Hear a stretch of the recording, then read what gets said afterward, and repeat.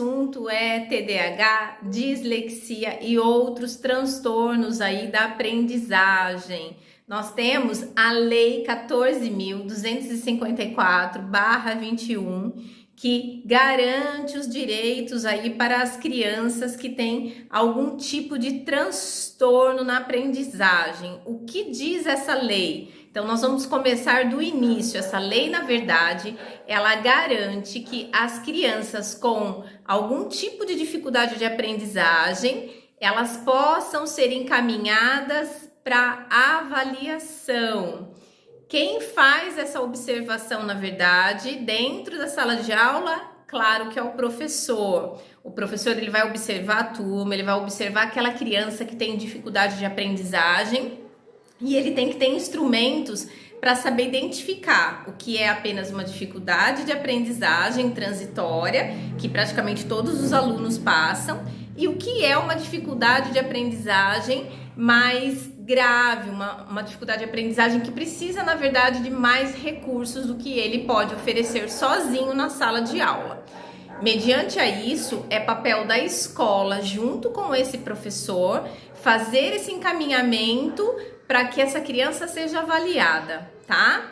E para onde que vai essa criança ser avaliada? A lei garante o atendimento dessa criança de forma precoce no sistema público de saúde.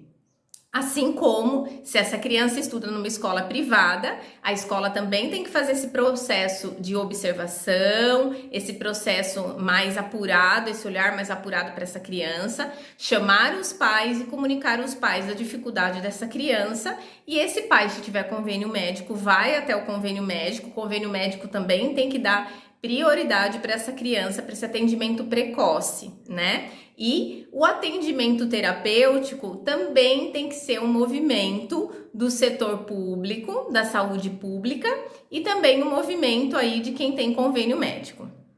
Mas aí como que fica esse aluno na sala de aula?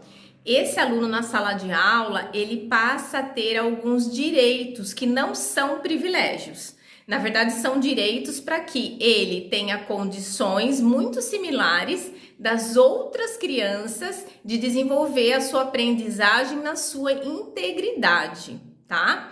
De repente alguém vai falar assim, mas o que é TDAH, o que é dislexia, o que é transtorno? Eu vou estar explicando num outro vídeo essas questões para vocês, tá bom? Mas o importante é que a gente fique atento aos sinais que a criança dá logo na educação infantil, primeiro ano, segundo ano, para que esse diagnóstico não seja tardio, né? Normalmente esse diagnóstico vem lá quando a criança está no quarto, quinto ano, que as dificuldades começam a aumentar e essa criança não consegue mais responder ao desenvolvimento escolar, né? Em algumas vezes também a criança só apresenta sinais de TDAH, né? E de dislexia já é mais claro, mas de TDAH quando a matéria começa a ficar mais difícil, que precisa mais de atenção, mais dedicação daquela criança.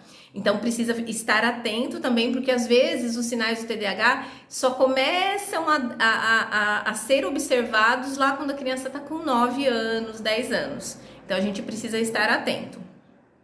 Como que o professor vai ter capacitação para fazer essa identificação, né? Então, a rede de ensino ela tem que começar a capacitar esses professores para olhar para os alunos com um olhar diferenciado e único para cada aluno, né? A gente sabe que cada ser é um ser, cada pessoa é uma pessoa, cada um vai ter aptidão para uma coisa, não vai ter para outra, mas tem questões que ficam muito fora daquilo que a gente espera para a criança.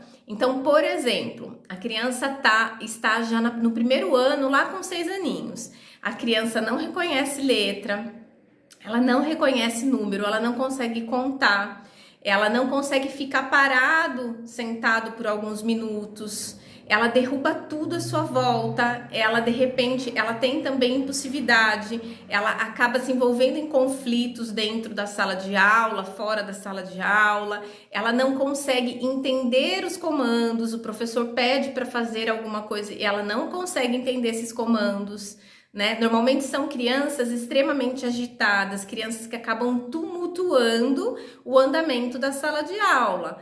Porém, na maioria dos casos, quando a menina tem déficit de atenção, a menina é muito quietinha e o professor, ele tá sempre com aqueles alunos que acabam dando, na verdade, mais trabalho na sala de aula na questão assim de comportamento, né? Para ele manter até a segurança dos outros alunos, muitas vezes quando tem alunos que são mais de se envolver em conflitos mesmo, né? TDAH também muitas vezes vem envolvido com a questão da impulsividade. Então, as meninas acabam sempre sendo percebidas como déficit de atenção, às vezes elas não têm hiperatividade, por isso a dificuldade da gente identificar nas meninas o déficit de atenção. Então, por que foi feita essa lei, né? No Brasil, as coisas são feitas meio ao contrário. Na verdade, deveria ter sido feita uma estruturação para receber essas crianças, uma estruturação para acolher essas crianças, para trabalhar essas dificuldades na escola, né? O sistema público de saúde devia já ter tido uma sistemática para se fortalecer para receber essas crianças.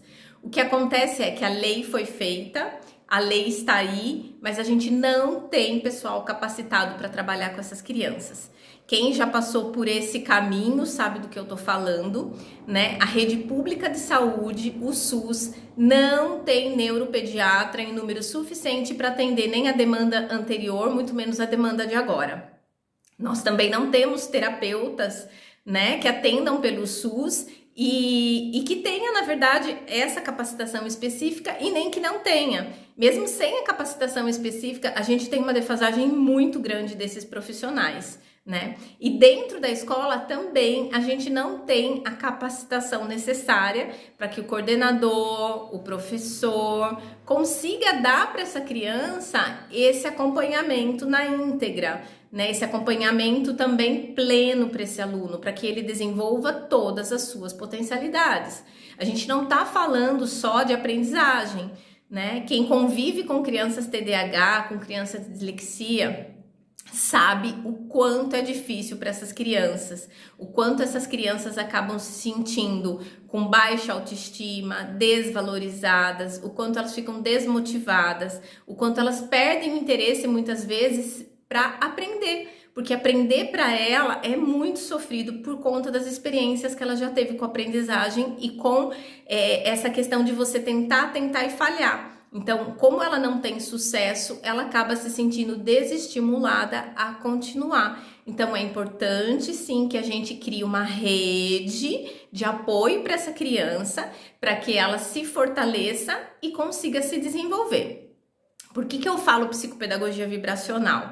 Se essa criança é TDAH, ela pode tomar medicação. A gente tem uma medicação que todo mundo sabe, né? Quem me acompanha mais sabe que eu não sou a favor de medicação, mas para o TDAH eu sou sim no primeiro momento, porque a medicação que é a Ritalina, metilfenidato, ela acaba auxiliando para que os neurônios funcionem da maneira mais adequada para a criança conseguir aprender, né? Adultos também tomam essa medicação.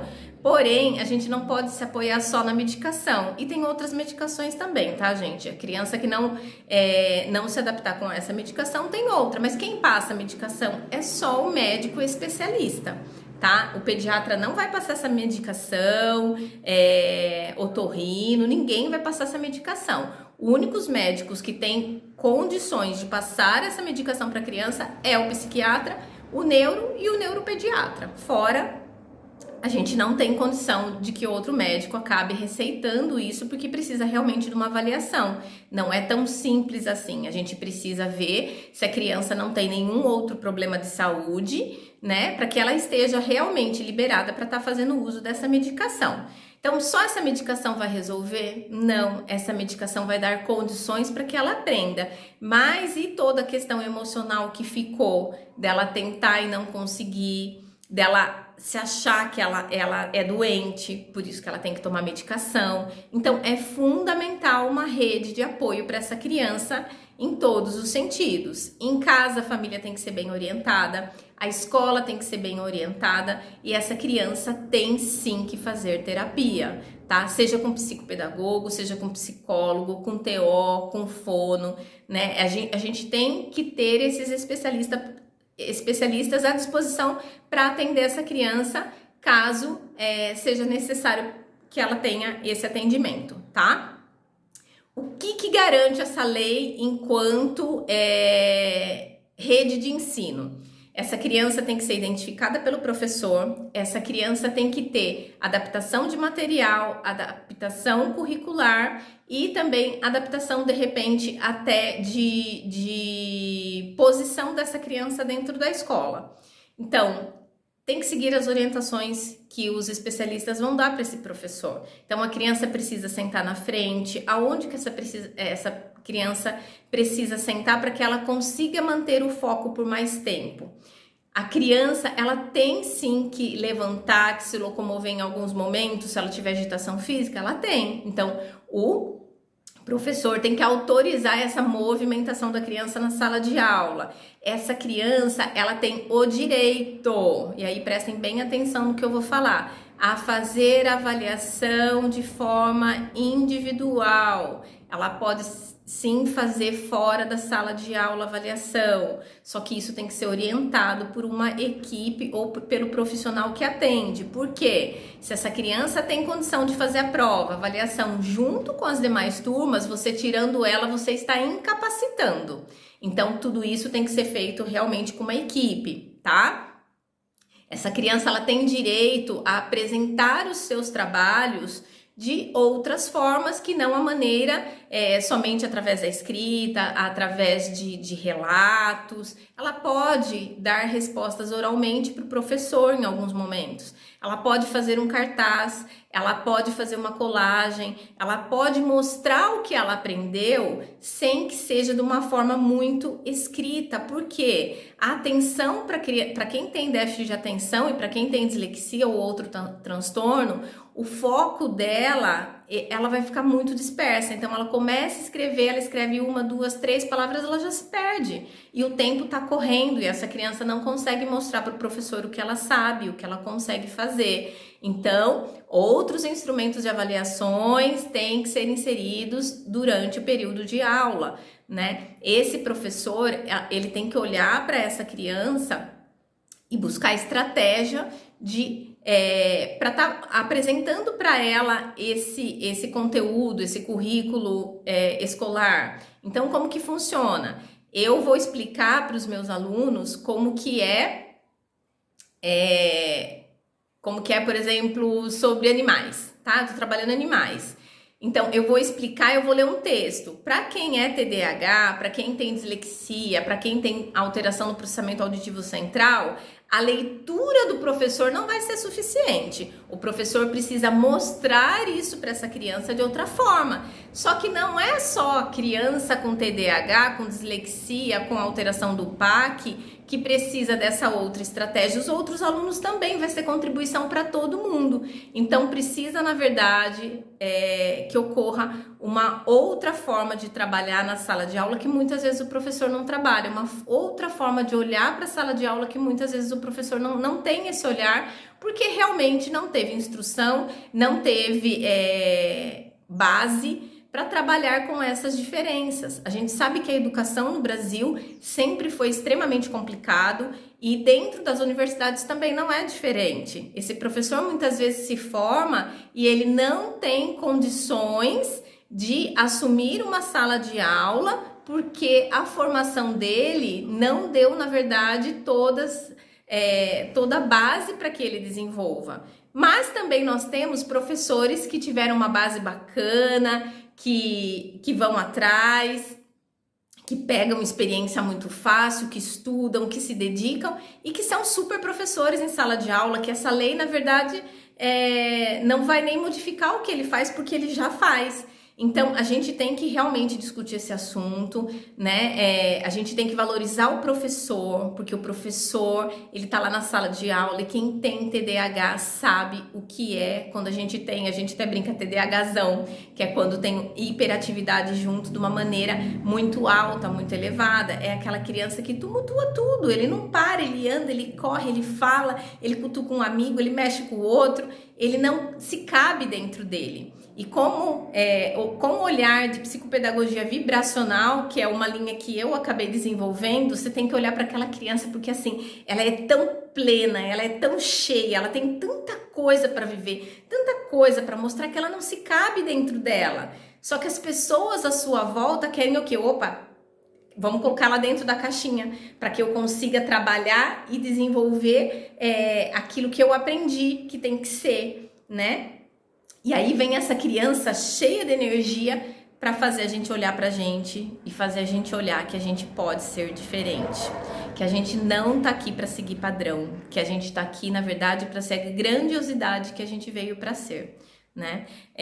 Muitos adultos também têm TDAH, não sabem que tem TDAH, como dislexia, como outros transtornos aí que nós tivemos ali nos primeiros anos, nos anos iniciais, né, do desenvolvimento, nos primeiros anos de educação mesmo, de aprendizagem, e que não foi detectado porque a gente não falava sobre isso, né? A gente também não tinha pessoas capacitadas para olhar pra gente para ver que a gente tinha essas dificuldades, tá bom? Então, se você gostou, curte, compartilha, dá like, comenta, façam perguntas, deixem aqui o que vocês querem saber mais a respeito disso, e aí a gente vai batendo papo, tá bom?